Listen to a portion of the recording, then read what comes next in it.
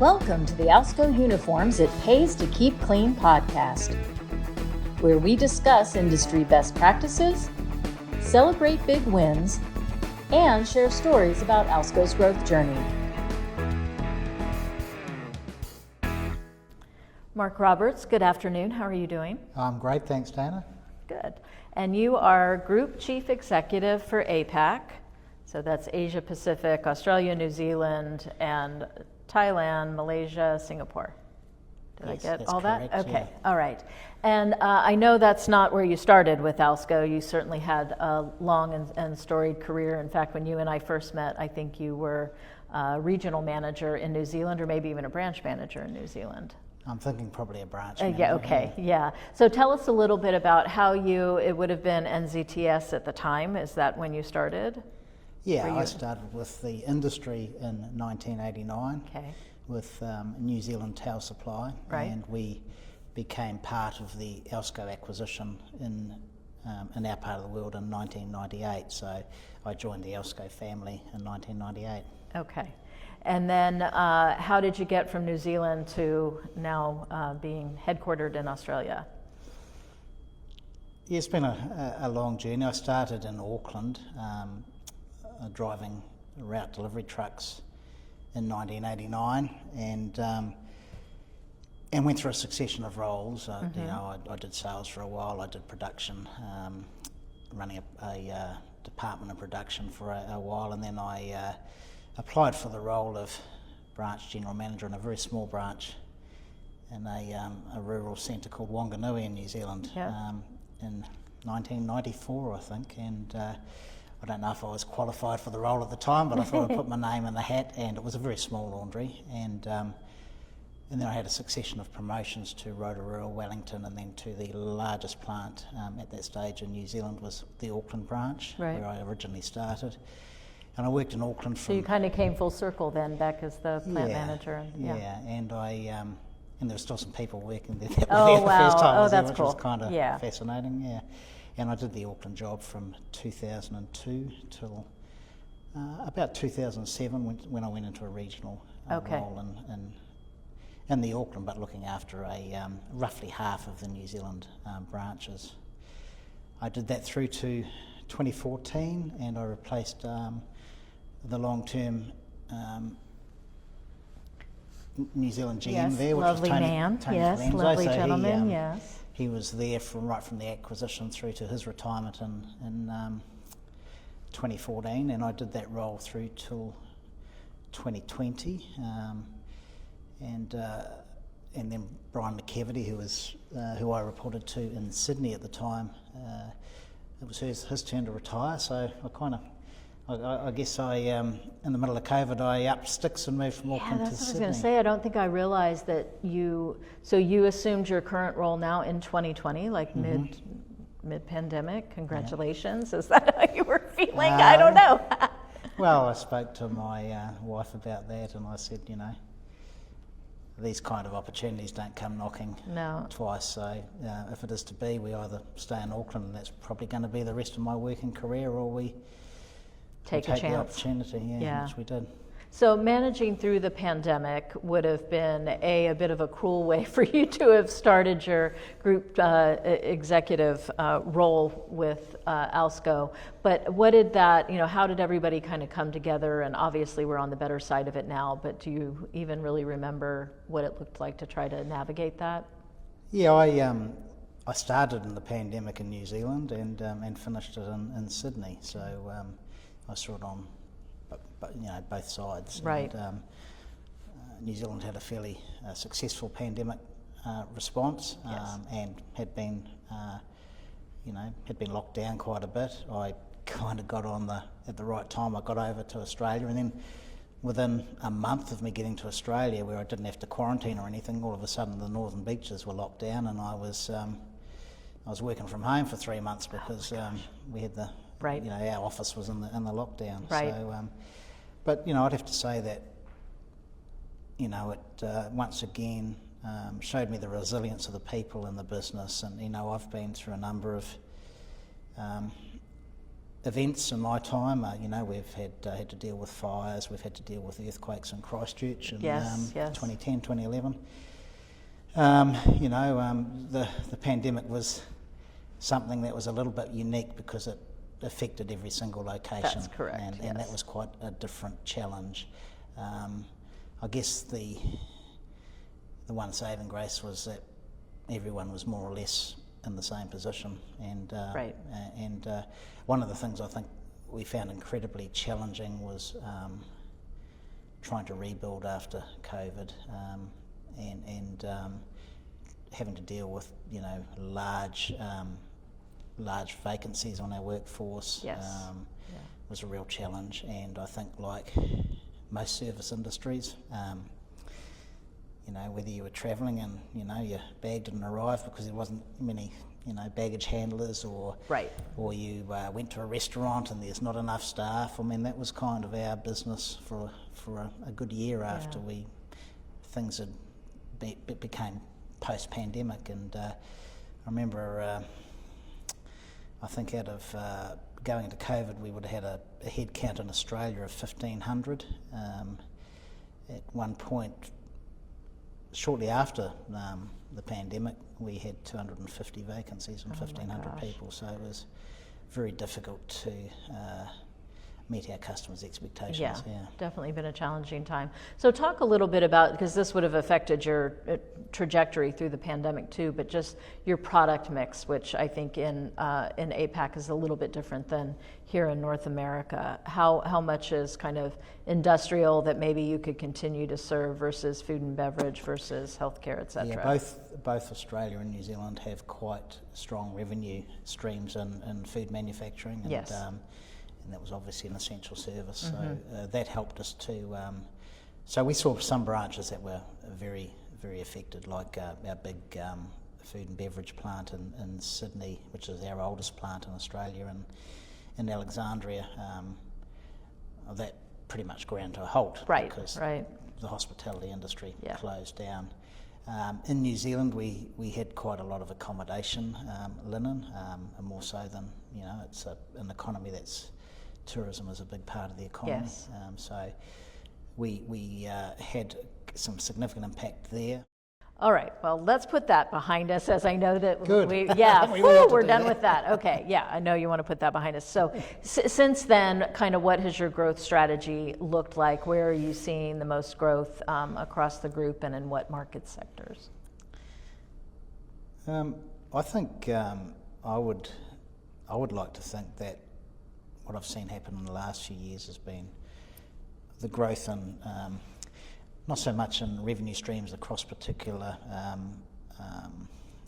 product groups, more about the growth in the culture, and one of the things that I've been pleased about is how I've been able to rinse and repeat some of the early success in New Zealand in the sustainability field, and then launch that in Australia, and also find that we were having success with that. And in terms of, we've got a great accumulated ESG story now, and some of the skills in terms of the storytelling that goes with that, building partnerships with customers that have got aligned values, has been, I think, I've seen a definite change in procurement behaviour, I think, in the last decade. And I think companies are aligning to companies that they feel are doing the right thing by their people, by the planet, thinking about their legacy. It's okay to make profit. It's certainly okay. That's what we're all here for. But it's not okay to make profit in a way which is detrimental to the environment. And so I'm really proud of where we've got with that. I'm really proud with the management development we've been doing across both countries. It's and how we're trying to. And I could give just another really small example, but quite a significant example that we've done with our people in Australia. I was visiting a health plant in Christchurch about a year and a half ago, I guess. I went through that plant, and I got to the cafeteria, and it was a really fabulous looking space for the employees, and I saw all these, big toasters, and I'd kind of asked the gentleman that was showing me around, what's all going on here? And he said, well, we give our staff breakfast every morning. I said, oh, really? So I went back to the senior team in Sydney at the time, and I said, this is what I saw, what do you think about this? And what started as we trialled it in our Footscray branch in Melbourne initially, and it was to run a breakfast for our teams. We're not talking about a la carte sort of breakfast. We're talking about a fairly basic breakfast, but it's not omelets on demand then, as I take it. But it was the equivalent of $1 per person per day. Oh wow! And what are you talking? 12.5 cents an hour or something. Yeah. Well, I think even if you gave an employee $1 an hour increase, that's fairly quickly forgotten. Sure. But the feedback we got from staff after we implemented that in a cost of living crisis, some people said they never had breakfast because they simply couldn't afford it. Oh my gosh. And this was for our productive workforce and also our service people. And we made sure we did it right. We bought the right equipment, and we made sure that and we trialled it in Melbourne, and the feedback was fabulous. And those small things, and when I think to some of the small things, I take a lot more pleasure these days out of seeing how our people interact with their communities and their environments, whether it be a shoreline planting regeneration plant in Wollongong, south of Sydney, or whether it be a regeneration in a national park, which we've done many of, whether it be beach cleanups, which we've done at Taronga Zoo, whether it be, like I've seen in Thailand, visiting orphanages, and some of those things give me a more pleasure, to be frank, than making money. Sure. And well, it's a maturation in a way. I feel like just your whole ESG journey and how you are, not doing it. You're really doing it out of a pure desire, I think, to impact the communities where we do business, impact the people that in those communities, and not adversely affect the environment. It's been a very creative journey and a very effective one. And we've certainly done the big ticket stuff too. Yeah. I mean, these little stories build up to a bigger story, but I think the things that we're also proud of is the fact that we've got 9 significant solar installations now generating close to 2,000 kilowatts. We've got, we've retired coal in New Zealand, which is, we aim to do that by 2030. We achieved it just this year. Well, I remember from that when I was out to visit you almost 2 years ago now, maybe 18 months ago, and I remember you were just getting ready, I think, to do the last one or something, but it was far ahead of the expected time frame. And our partnership with an organisation called BlockTex, where we've repurposed over 1 million kilograms of linens now back to the cellulose or PET state, and soon we're going to be making some of our dispensing equipment out of the PET, incredible. Which will be a full circularity story. So right. Really proud of that, and I think what I've noticed is the staff are proud of it as well. Sure. They're proud to work for a business that is doing that stuff. Yeah. Right. So talk a little bit about the first aid dispensers or first aid kits then. When do you imagine being able to launch that at scale? Or do you know yet? We're working with an industrial design company. I suspect this time next year we will have them hitting the market. That's certainly the expectation. And that's Australia and New Zealand? Yes. Or is it, okay, so it would go across both, do you want to talk a little bit about the new plant? Very exciting. Yes, it's very exciting. By early 27, we will be operating a new plant in Wollongong, which is a city south of Sydney. It's about, I think it's the 10th largest city in Australia. An old steel town, but also some of the most beautiful beaches down that whole southern coastline you'll see in the world. And our plan is to move the Canberra volume that we currently do in our Campbelltown branch into the Wollongong branch to create capacity. Sydney's growing. There's a new international airport in Western Sydney, which is almost online, and we Shutting down the original one, or is it additional? It's an additional one, Oh, and wow. we're Okay. creating space in our Campbelltown plant, or creating capacity, and the only way we could do that was Canberra's about a third of their volume, so it was a good piece of work to put into Wollongong.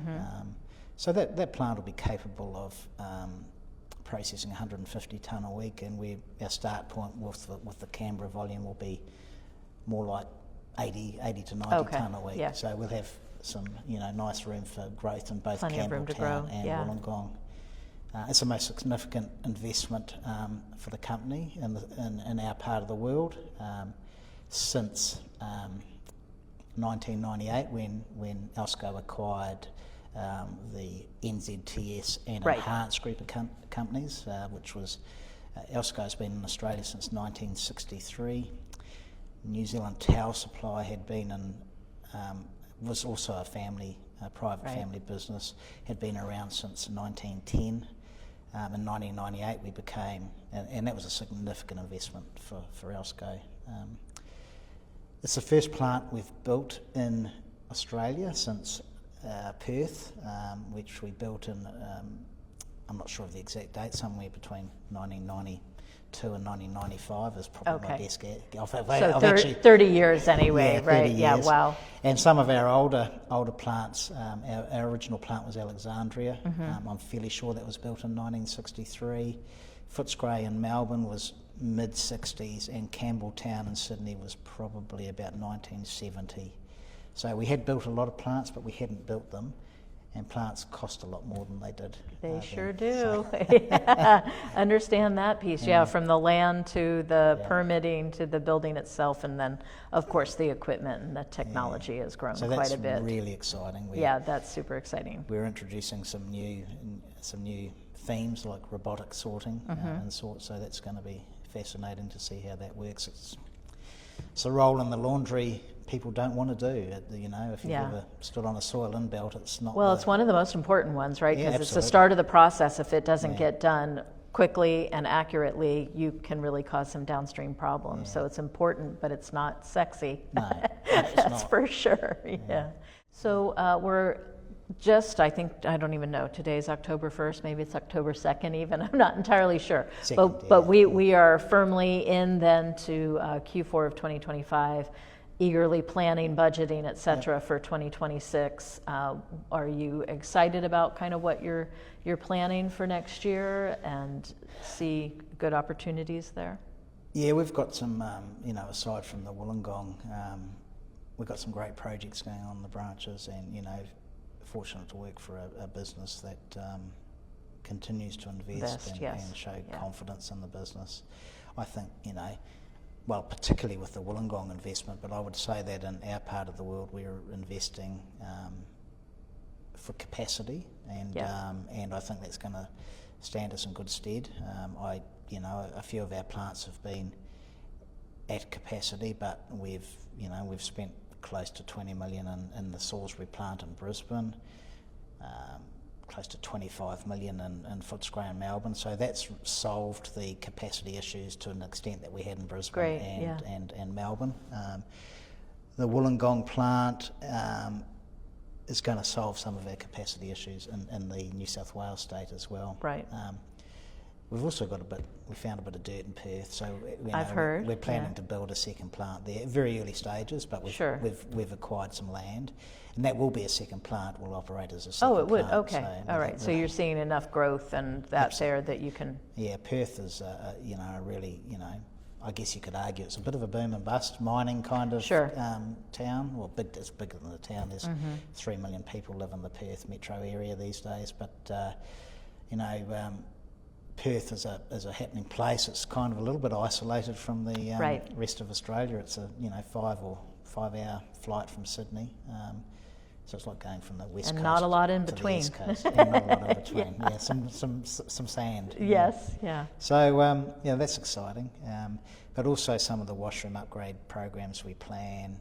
We're replacing a number of batch washers, which are going to make a big difference to some of the branches that have got quite old equipment. Yes. The work we're doing in managing our energy costs is exciting. and we absolutely need Well, to and be able to technology space. can help with that, right? Yes, It's great that you can make some of the equipment last for decades, quite literally, but oftentimes you're losing something there too. It's even just like with household appliances, right? If you still have your refrigerator from 1987, there's like good job, but also you're probably losing something there. So we're pretty calm. We've had 5 pretty good years down there. Yeah. So post-COVID, and want to keep those rolling along as much Absolutely. as we can. Yeah. Well, we look forward to watching that journey. Thank you very much for spending time with me. welcome. I always enjoy chatting with you. Thanks, Dana. Thanks, Mark. Excellent. That's all for today's episode of the It Pays to Keep Clean podcast.